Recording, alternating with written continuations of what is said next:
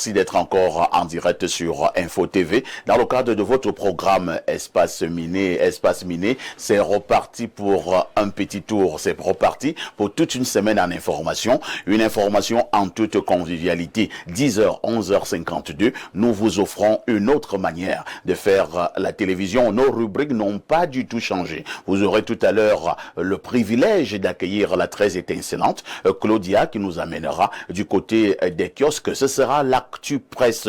On marquera aussi un autre arrêt pour la dénonciation. Ce matin, nous sommes lundi. Il s'agit de lundi politique. Nous allons nous poser la question de savoir si on peut être un grand homme d'État sans être président de la République. Pouvons-nous être des grands hommes d'État sans être président de la République? C'est la problématique principale dans le cadre justement de nos échanges. Tout ceci se passe au canal 6, mais également au canal 317, sur Canal Plus International. Nous avons la conviction, nous n'avons peut-être pas la conviction, mais nous espérons que vous avez passé un bon week-end et que vous êtes en train de commencer une très belle semaine. De toutes les façons, nous vous souhaitons une très bonne semaine qui débute. Lorsque nous avons dit cela, on commence par accueillir ces invités qui nous accompagnent tous les matins. Galanterie oblige. On commence par Astrid. Astrid, bonjour et bienvenue au programme. Bonjour Parfait, bonjour à mes copanélistes.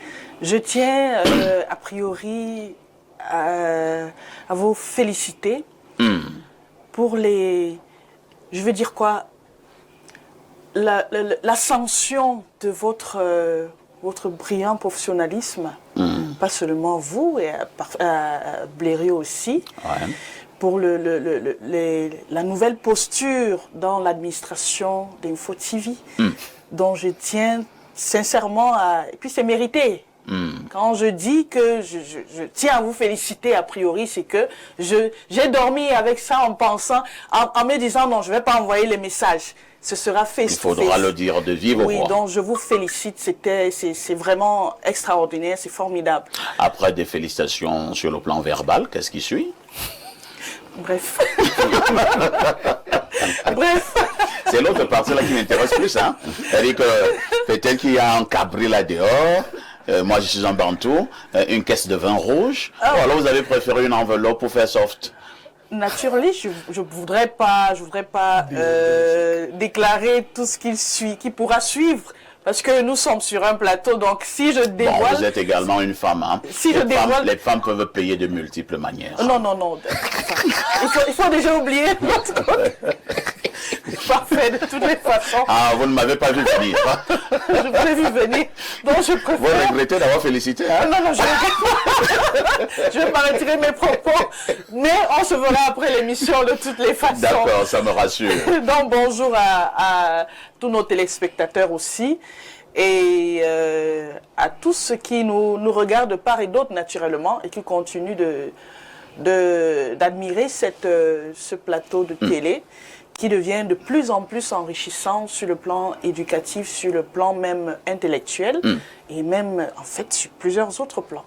Merci Astrid Bissa, vous êtes juriste de formation. À côté de Astrid, nous accueillons un vieux de la vieille dans le cadre de la communication et notamment dans le cadre du journalisme. Lui, c'est Bernard Owona. Bernard Owona, bonjour et bienvenue au programme. Merci, bonjour Parfait ici, bonjour à nos co-discutants qui sont déjà installés dans ce studio. Merci de m'avoir invité.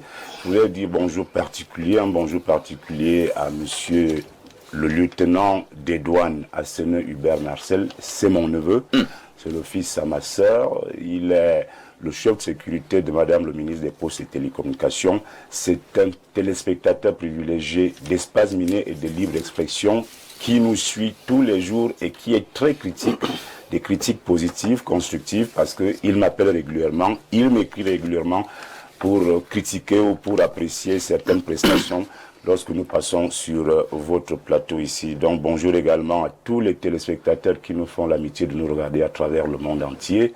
Et merci une fois de plus pour cette autre invitation. Vous êtes le directeur de publication du journal La Vitrine. Nous aurons d'ailleurs votre revue tout à l'heure. Vous êtes par ailleurs homme politique. Vous soutenez jusqu'à ce matin encore les idéaux du Rassemblement démocratique du peuple camerounais, le RDPC.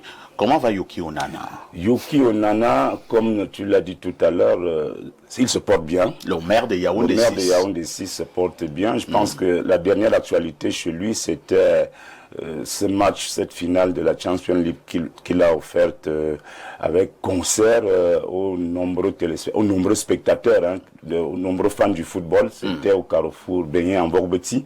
Il a fait 2000 places assises avec un podium. Il a invité des artistes de l'heure. C'est un homme politique qui se bat pour être présent.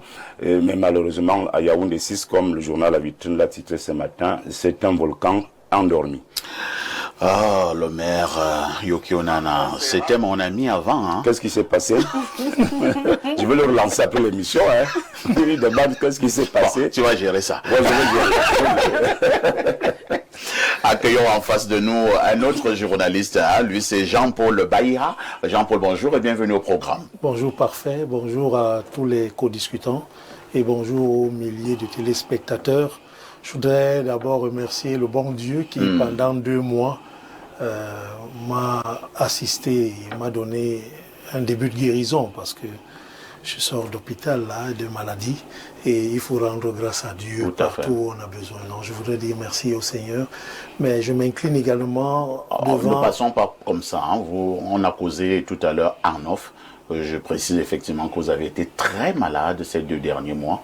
Vous ne marchez presque pas. Dieu merci, vous commencez encore à être debout. Ce n'est pas encore la grande forme, mais ça commence à aller. Oui, justement, c'est pour cela que je dis toute gloire à Dieu et qu'il achève ce qu'il a commencé. Tout à fait. Je voudrais m'incliner devant la mémoire des accidentés et des morts de Matom en début de mois dernier.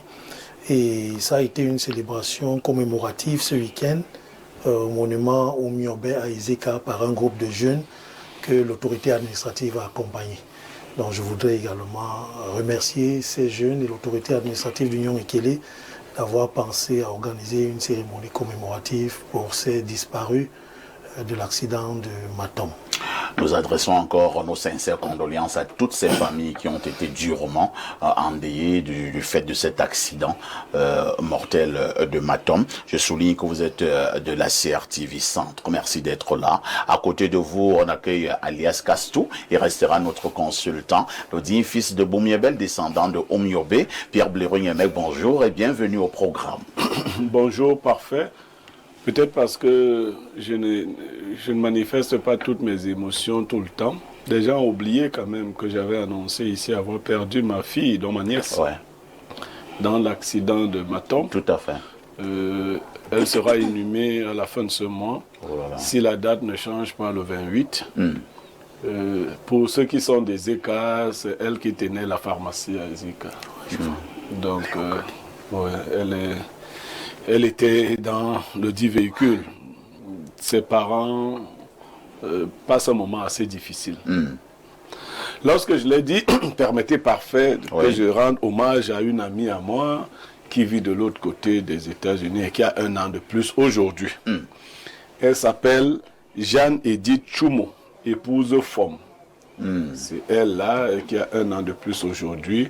Elle se réveille, vous savez, le décalage horaire est grand. Tout à fait. Mais elle fait partie des gens qui se réveillent toujours pour nous regarder.